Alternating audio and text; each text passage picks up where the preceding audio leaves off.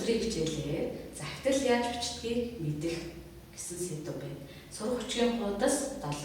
За, захидал гэж юу вэ? Захидлын хэмжээ, агуулга бүтцийг мэдэх.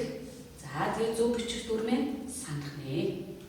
За, захидал бичгэд юуг анхаарах вэ? Захидал нь ихэвчлэн хүүрнэн бичдэг. Эхлэл, гол, төгсгөл хэсгээс бүтсэн байдаг. За, багш нь дараах захидлыг уншиж өгье.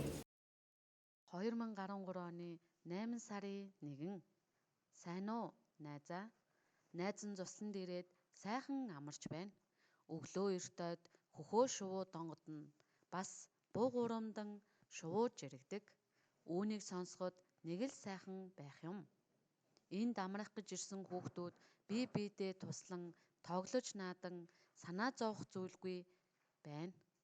Тийм болохоор хүүхэд бүр тайван амгалан хичнээн сайхан гэж манай багшийг Туул гэдэг. Туул багш өндөр нуруутай, хар үстэй, их ээлдэг сайхан сэтгэлтэй. Багш минь бидэнд шин дуу шүлэг, тоглоом заадаг. Бид сайн сурч байгаа. Улам сайн сурыг гэж боддог. Багш, та нар бүгдийг чадна гэж бидэнд хэлдэг нь надад их гоё санагддаг. Саяхан бид нэг тамирчны тухай ном уншсан. Тэр тамирчин багада шатар тоглодог байсан тул төвчээртэй болсон гэсэн. Хоёулаа даам тоглодог шүү дээ. Одоо шатар тоглож бай. Бид одоо 21 хонон. Сонин ихтэй хариу захаа бичээрэй. Хүндэтгсэн найз дүлгөөнч нь. За, дүлгөөний найздаа бичсэн захидлыг бүгдээрээ сонслоо. Захидлын маань эхлэл, гол, төгсгөл хэсэг нь аль вэ гэдгийг бүгдээрээ харцгаая хүүхдүүдээ. За, захидлын эхлэл хэсэг нь 2013 оны 8 дугаар сарын 1 гэдэг нь эхлэл хэсэг байна. Гол хэсэг нь захидлын босон үйл явдлаа бичсэн гол хэсэг.